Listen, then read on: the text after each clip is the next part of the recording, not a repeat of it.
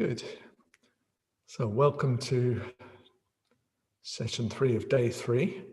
I think we had a little bit of trouble with the breakout groups. I think there was the curse of room 4. So sorry about that. There were such good people in room 4 too. So this afternoon we're going to be meditating. But before that, we can have a little interlude, and I'm just going to say a little bit about offerings and the 8 offerings, and I'll demonstrate some mudras, which is entirely up to you whether you take them on board or are interested, but it's just an offering, something that you can explore if you'd like to. So,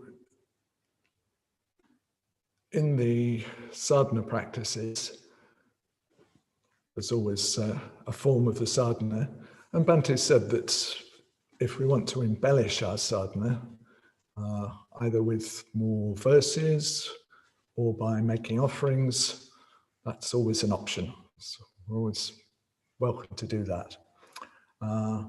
And there are the traditional 3 offerings of flowers, lights, and incense. But then there are other offerings, including the 8 offerings to the honored guest. And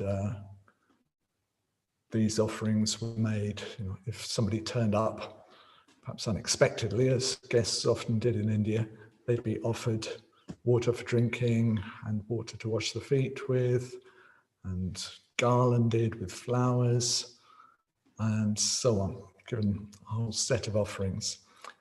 And Caroline, who's riding shotgun this afternoon, can you put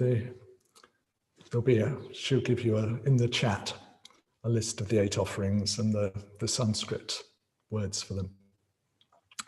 So at home in your own practice, with a shrine, if you want, you could always have those 8 offerings represented, and they can be represented just by bowls of water.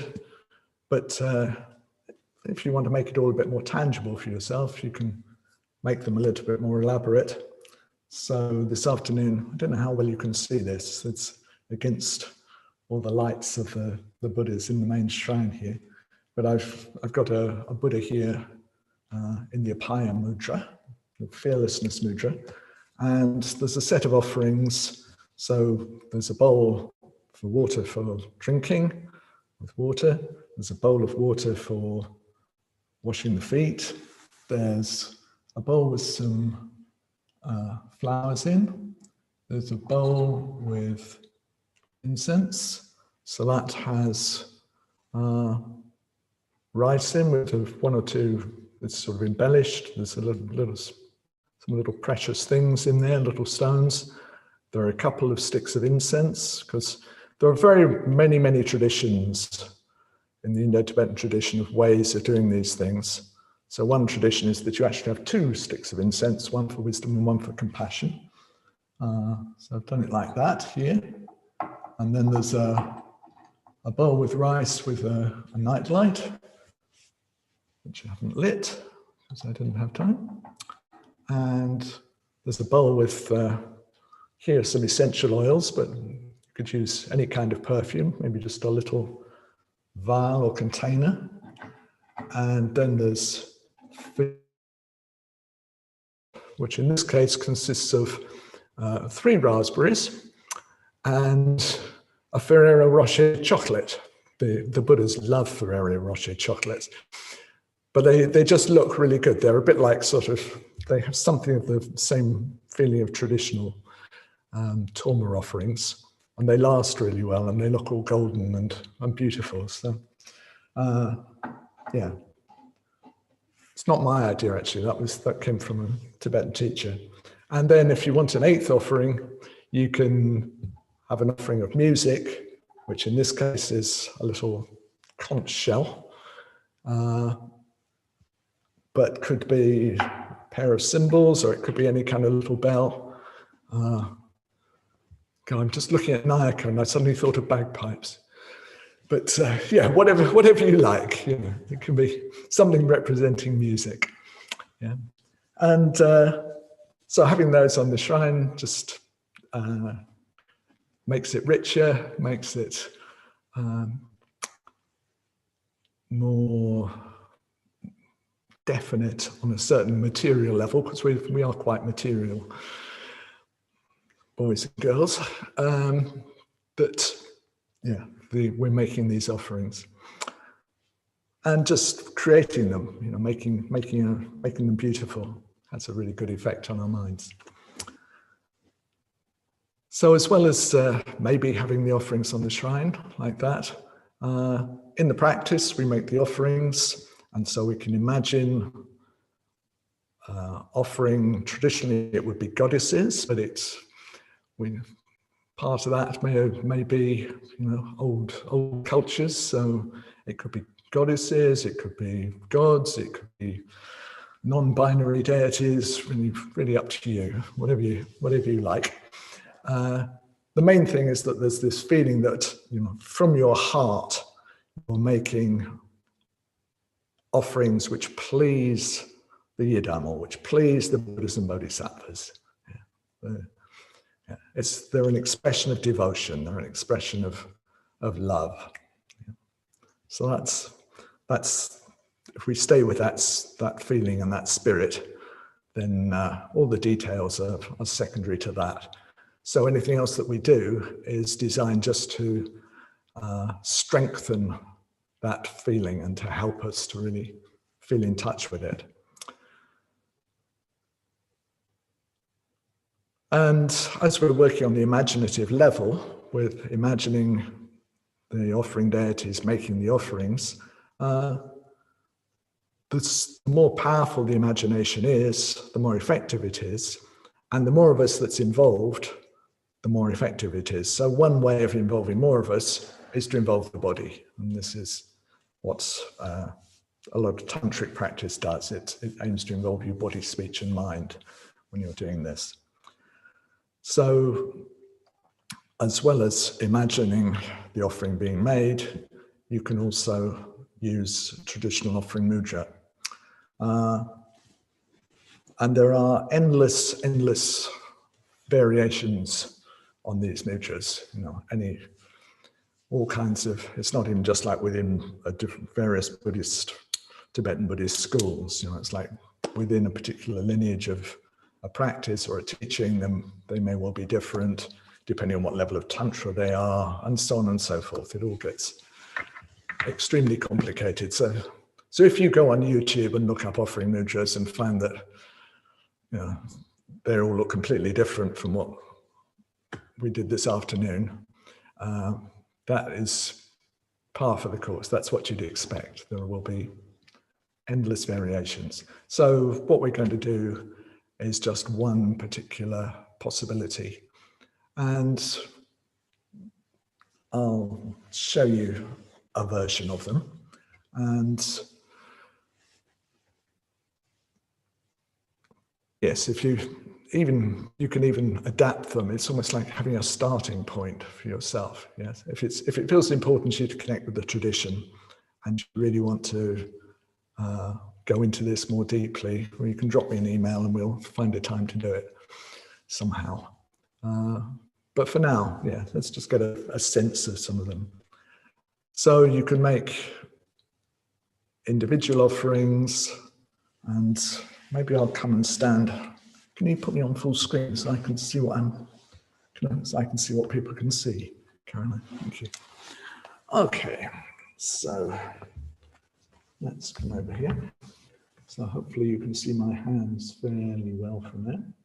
So we're going to start with water for drinking, and that can just be as simple as this.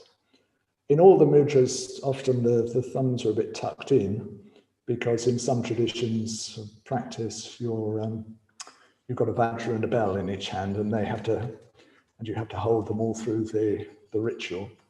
So you need to not drop them. So it's given all sorts of other meanings, but so yes, ARGHAM. So if we're offering to Aryatara, say, will be Om Aryatara Saparavara ARGHAM, just like that. And then there's water for the feet, which is probably the most complicated one. So if I start with my left hand, I'm going to, still keeping the thumb a bit in, I'm going to sort of fan my fingers downwards. So I'm going to come like that. So it's going, and at the same time as my left hand is doing that, my right hand is going to come and offer. So it's like I'm pouring water. So the left hand's doing this, right hand's doing that. And then next is PUSHPE, is flowers. So it's a bit like, it's almost like I pick the flowers and then I offer them. It's almost like strewing sort of petals at the feet of a Buddha or Bodhisattva. So we've had ARGHAM, PADYAM, PUSHPE, and then there's Incense, which is DHUPE. So the fists are closed and the thumbs are inside. So this is Incense. These mudras are often given different meanings for how they come about. So one is that you're crumbling things, materials for incense. And then there's lights, which is ALOKE. So now the fists are still together, but these lights, the thumbs are like butter lamps. ALOKE. And then GANDHE is hands. So it's a bit like if there was a great bodhisattva in front of me, I would just be touching them, perhaps just with some scent, I would just be putting it onto their body, onto their back or onto their chest. So ARGHAM, PADYAM, PUSHPE, DHUPE, ALOKE, GANDHE, and then back to this, you could use the same one for food, NAIVEDYA. And then with SHABDA, sometimes you might be using, if you were doing this traditionally, you might be using instruments. But if you're not, then you just go, your hands come into this position.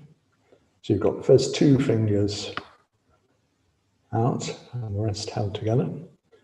And it's as if you're kind of slowly beating a drum. So it's SHABDA. Just a couple of times. So that's the close-up. So if I sit back down, hopefully you can see. If we go.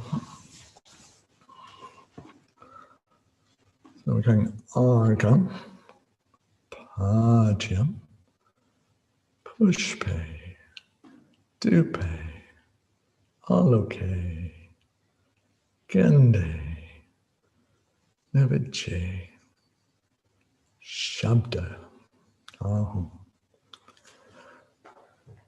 Sometimes they're done very slowly, each one very kind of carefully done, or sometimes they're done Om Aryatara Saparavara ARGHAM, PADYAM, PUSHPE, DHUPE, ALOKE, GANDHE, NAIVEDYA, SHABDA. And there are ways of linking them together, but maybe we'll leave it. Let's just have the basics of those. So there's ARGHAM, water for drinking, PADYAM, like that, water for the feet, PUSHPE, flowers, DHUPE, incense, ALOKE, lights, GANDHE, scent, perfume, NAIVEDYA, food, SHABDA.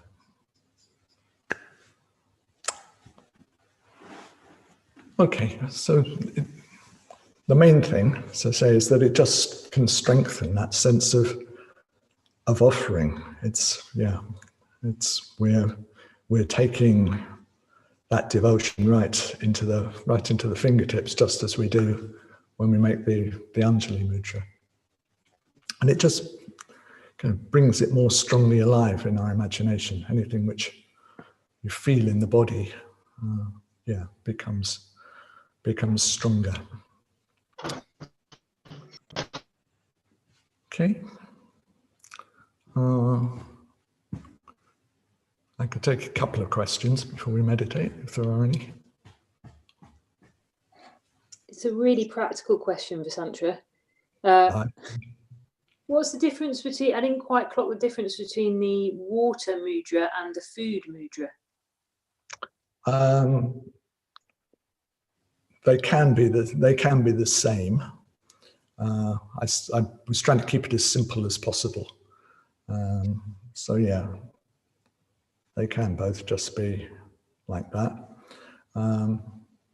There's a way of doing the food mudra, of doing the water mudra, which is where you put the fingers together like that. And often the food one, NAIVEDYA, sometimes that has the ring fingers coming up. So it's, I don't know if you can see, but I've got my ring fingers pointing to the sky, and I'm sort of holding them with my thumbs. Where's the camera? There we are. I've got my thumbs sort of down in front of them, so I've got a couple of rings on, so my thumbs are actually touching the rings. Yeah. And that represents in some sadhanas, you offer a kind of cake called a tolma. And so the ring fingers sticking up are like the tolma, and the rest is a plate, yeah, or a tray. Yeah. So it's like when this is just flat, it's like you're holding a tray of food. Yeah. Yeah, great, thanks. Okay.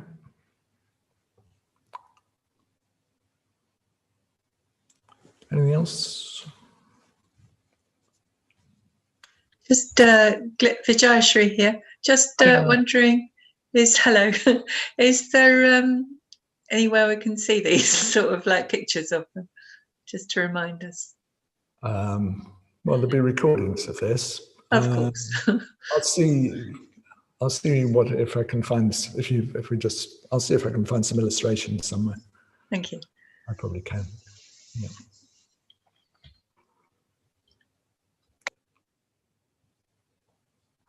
I think something else that can be nice about this is that there can be a spirit of devotion about making the physical offerings and making the mudras. But I don't know, for me, there's something quite sort of playful about them. Yeah, it's a bit like, being a child, kind of making things and kind of, playing with your fingers. And that sort of playfulness is a really helpful quality in sadhana and in meditation. So it gives something of that. And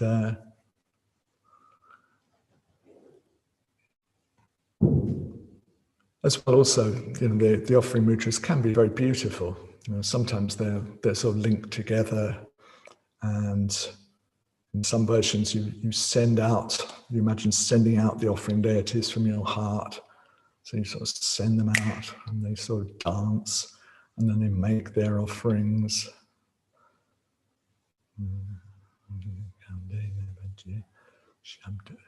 And then they dissolve back into your heart. So it becomes a dance of the hands, which is quite lovely, as well as imagining the offering deities, kind of dancing and making their offerings to the Buddhas and Bodhisattvas. Yeah, got a question. Can you make up your own mudras? Can you make up your own mudras? I would say yes. I mean, a lot of Tibetan lamas will say, well, these have been passed down just like this for the last 500 years. And no, but I think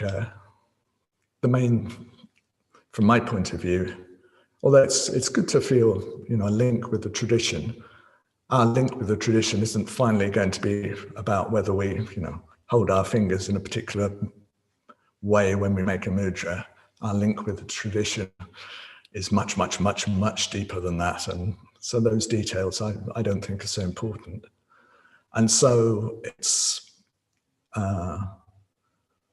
more important from my point of view that you do something which feels natural and works for you and which really does add to your heart feeling as you do the practice, rather than thinking, oh, I'm supposed to hold my fingers up like that and my fingers don't really go like that and I don't know. You know, yeah. If people vary too, you know, some people it matters somehow to them, who knows why. You know, maybe because they practiced in that tradition in some previous life, who knows. For some people, tradition matters, and if it does, all right, I might well be able to point you to something which is precise. But I think for most of us, as we bring Buddhism to the West, you know, things will adapt. Anything else?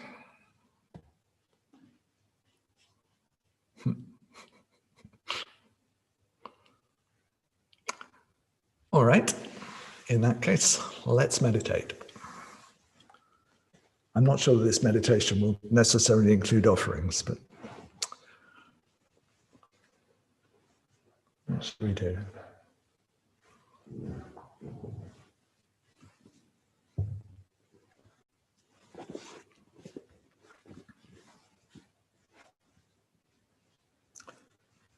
I think I'm going to take the fact that this Buddha Rupa is in the Abhaya Mudra as a sign to carry on with our making of different gifts connected with different aspects of the mandala.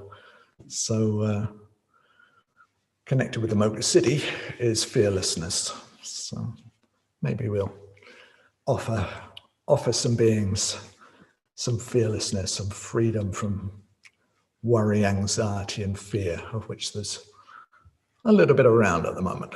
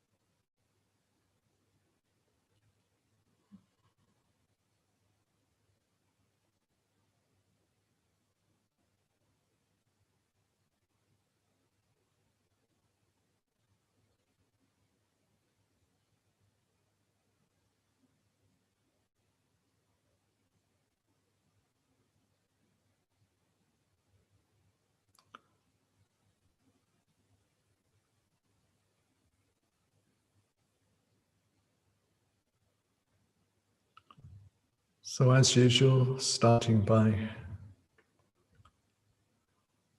doing nothing at all. Not even doing anything special called meditation.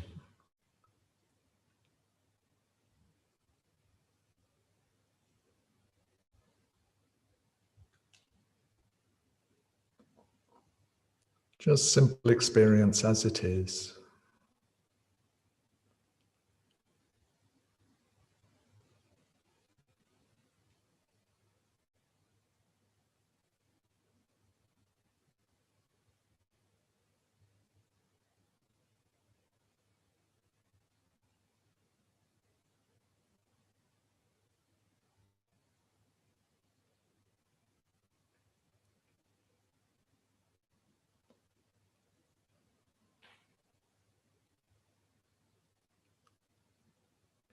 Everything happening by itself.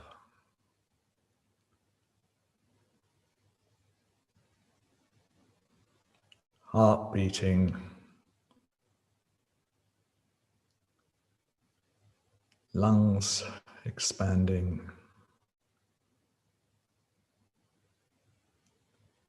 sounds naturally coming in,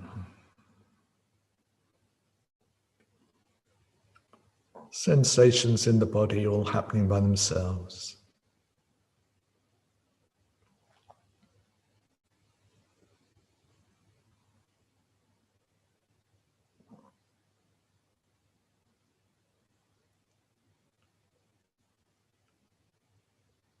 Feelings coming and going.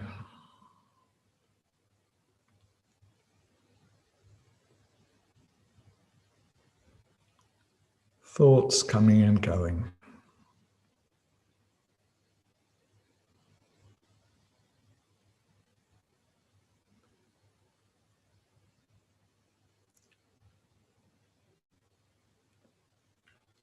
Awareness present.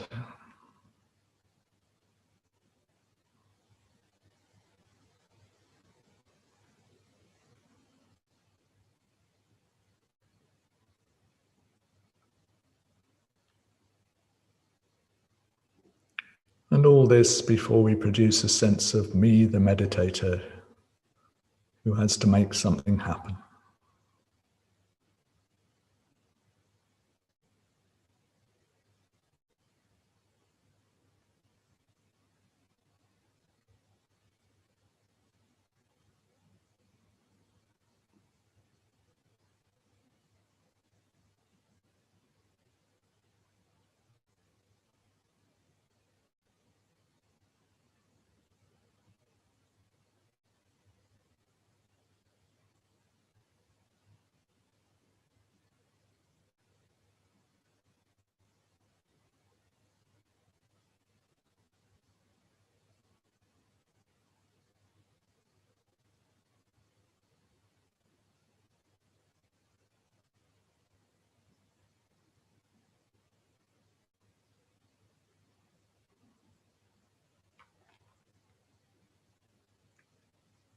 And when there's nothing to do and nothing that has to happen or not happen,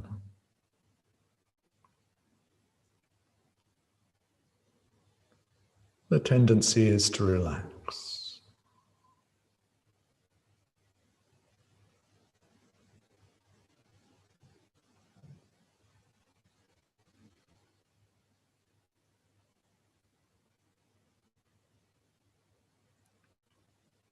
And as we relax,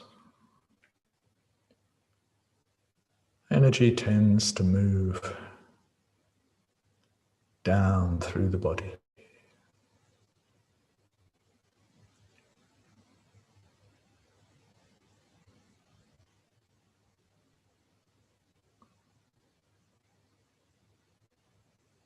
So we become more and more connected to the earth, more and more grounded.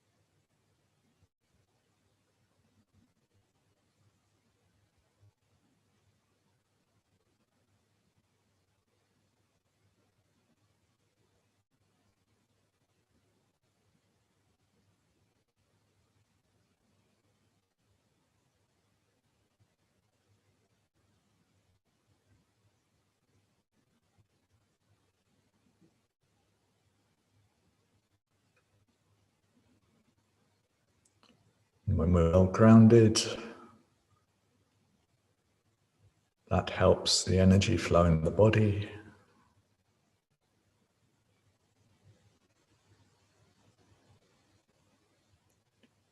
Helps the upper body to be light,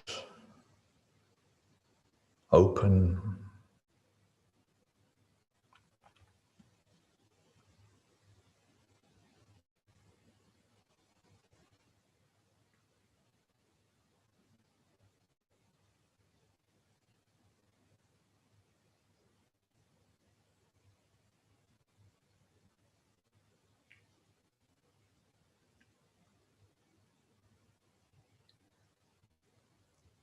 Which tends to produce more awareness.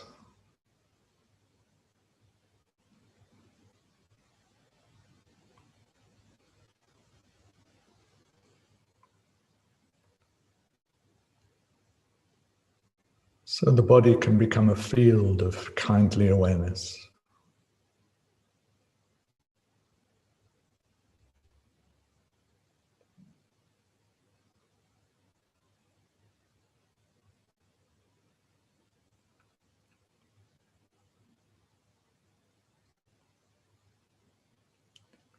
In which all kinds of sensations and feelings rise and fall,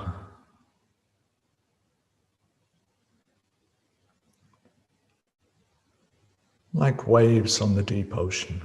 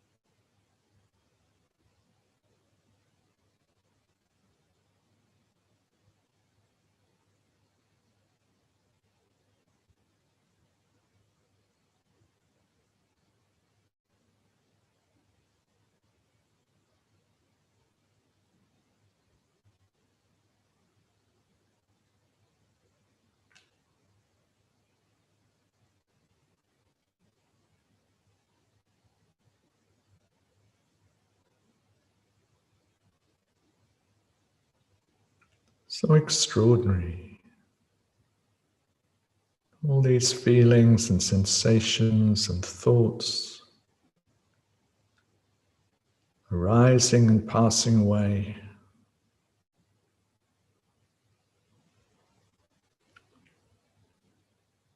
Not coming from anywhere, not going to anywhere.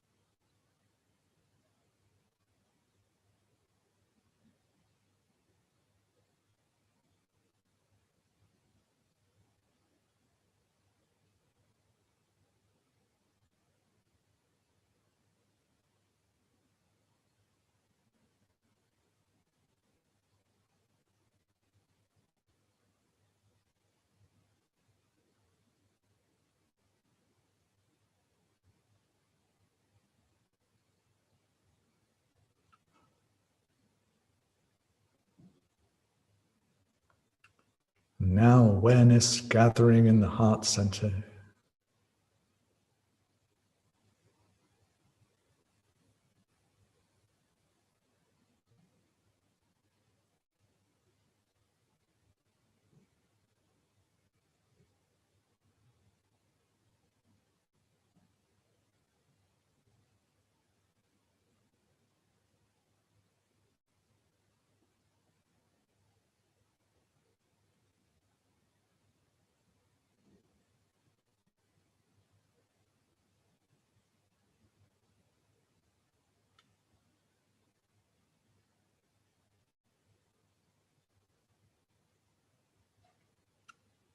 And from that deep heart place, aware of our connections with life, our connections with one another and with all kinds of beings.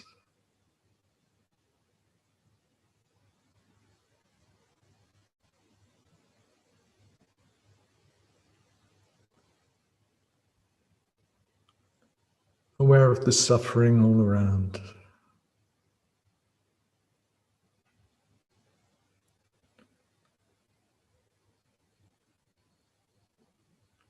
And especially the fear, the anxiety, the worry.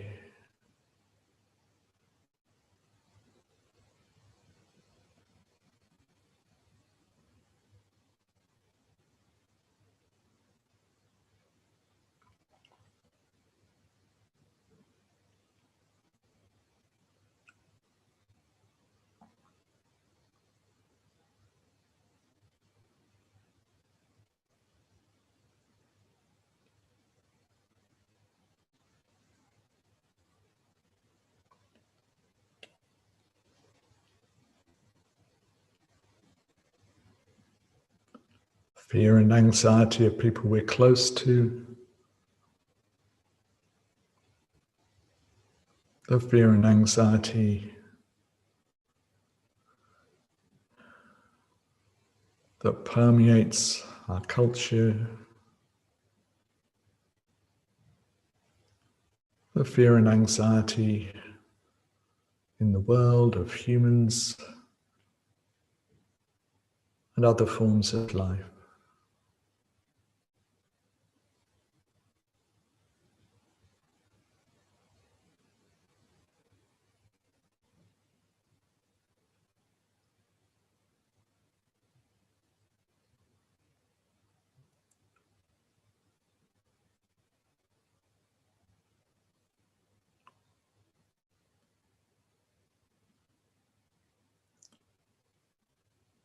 And out of the awareness of that suffering, we invoke a refuge. We invoke the awakened ones.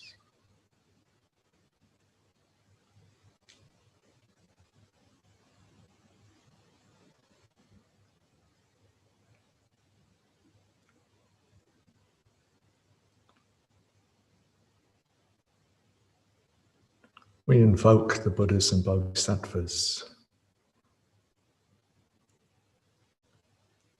who have the stability, the wisdom,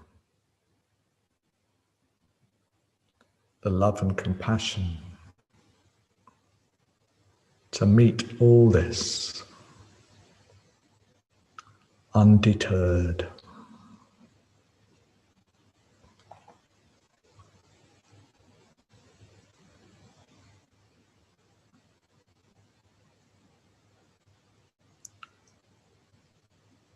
And so we have the refuge in our heart. All those qualities,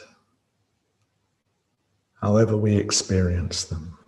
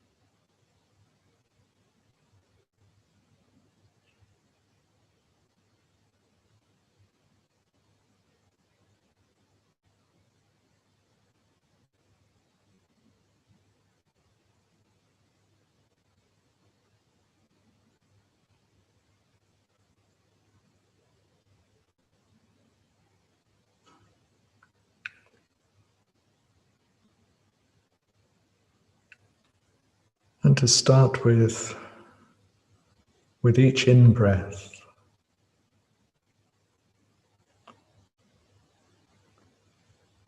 all our own fear and anxiety,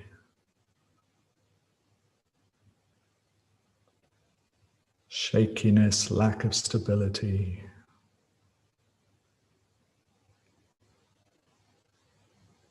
It's all taken into the heart of the refuge.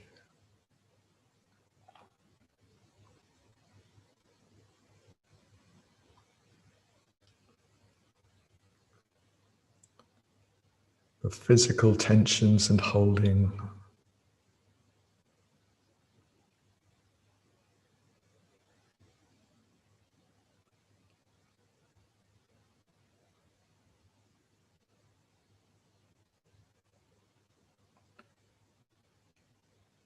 all the emotion of fear and anxiety.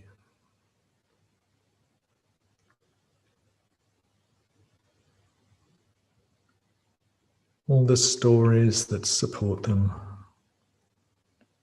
all the hopes and fears.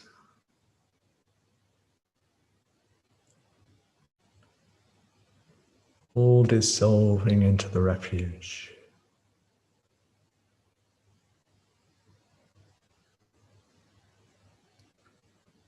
And on the out breath, there's deep peace, deep relaxation.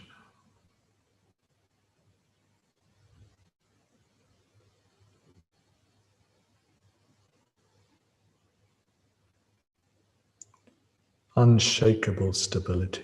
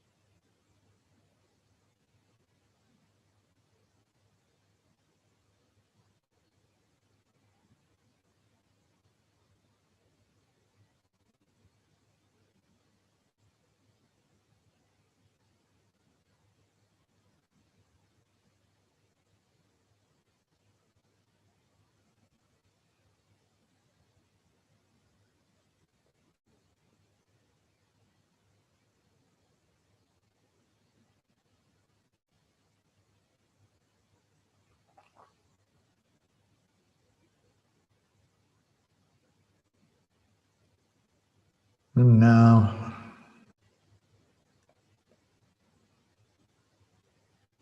from the refuge, light and qualities go out with the out-breath. And fear and anxiety and worry, nervousness,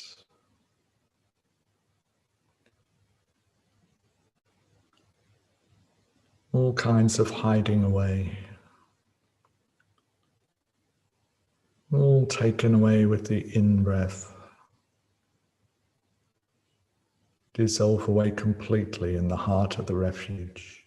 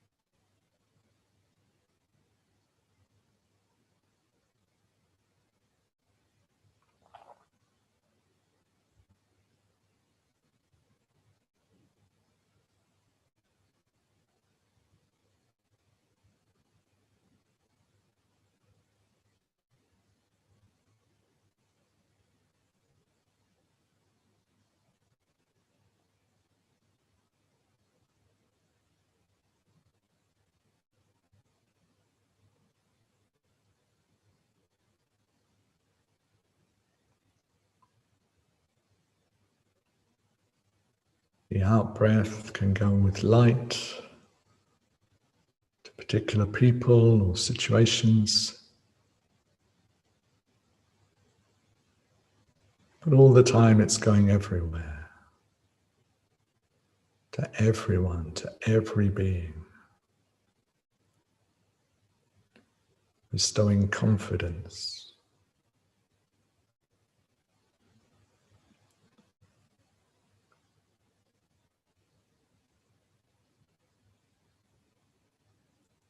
Bestowing refuge.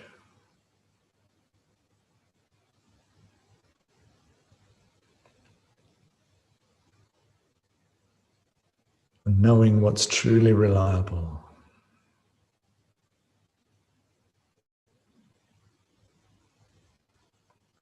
And with the in-breath, all the hopes and fears and imaginings come in. Could be like shadow. Could just be a shaky kind of light, a sort of jittery light. All that dissolves away. It's gone forever.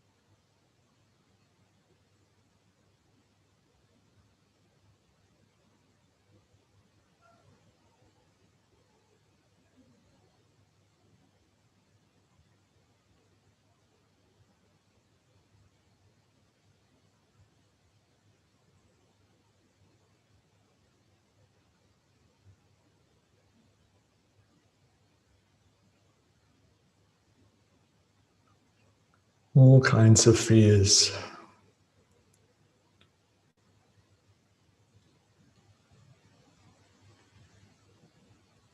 The fears of those in precarious situations.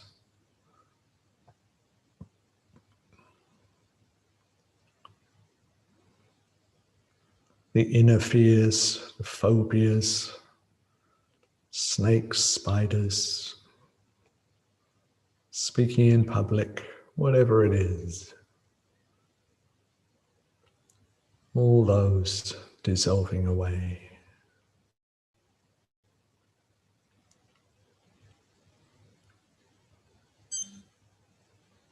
And with the out-breath, courage, fearlessness.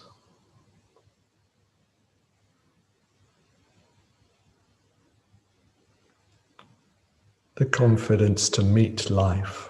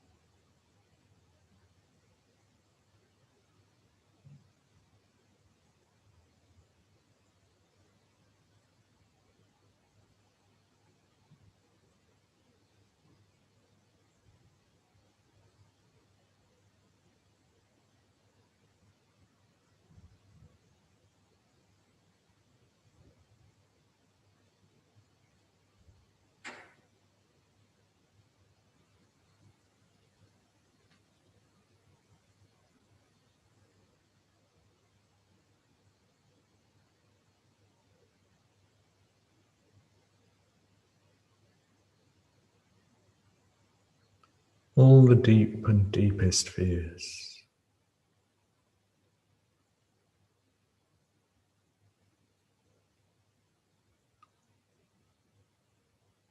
Even fear of death.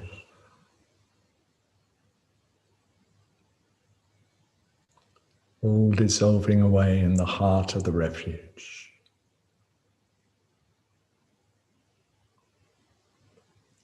In the heart of the Buddha.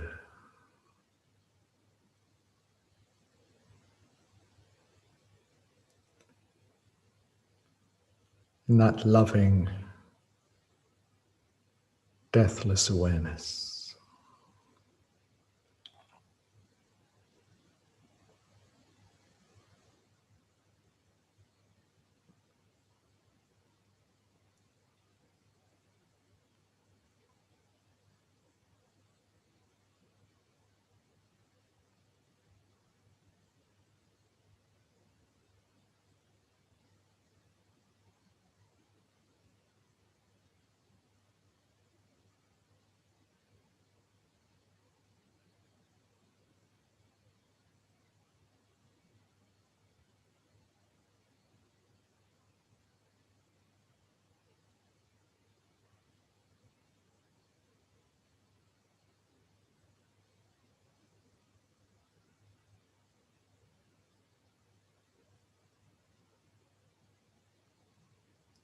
And there's the joy and delight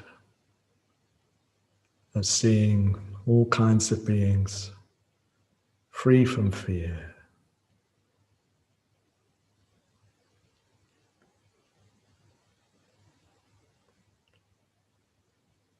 Everything that was held in, held back by fear and anxiety,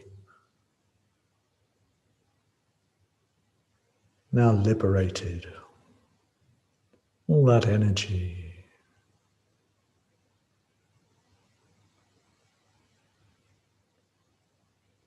all that playfulness, all those qualities.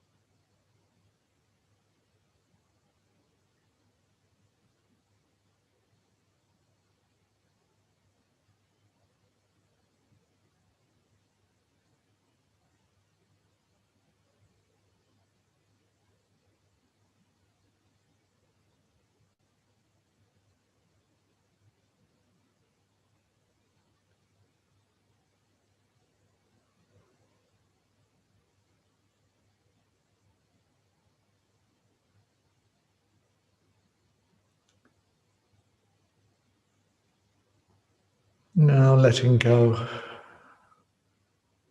the meditation,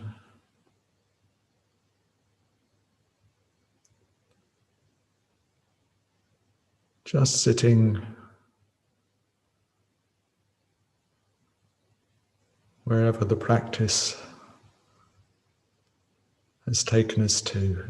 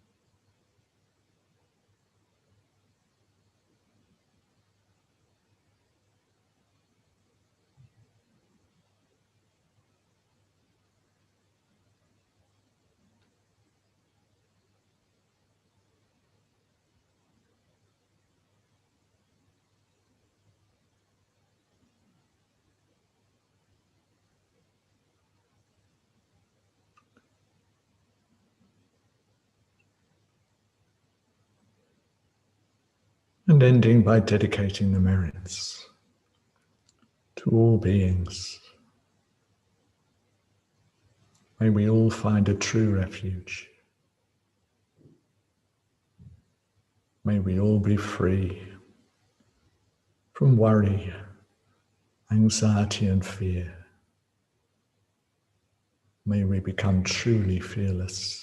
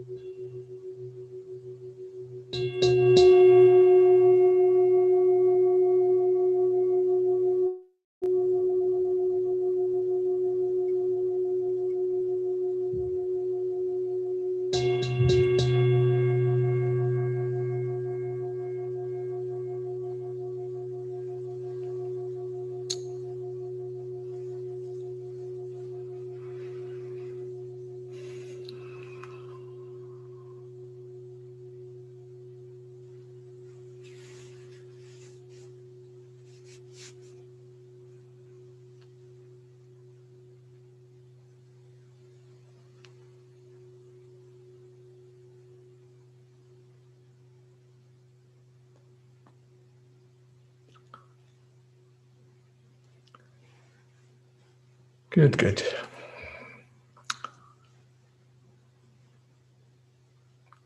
It's great to meditate together and great to offer some fearlessness to the world, particularly at the moment. Okay, go well, and see some of you for session 4. Beam me up.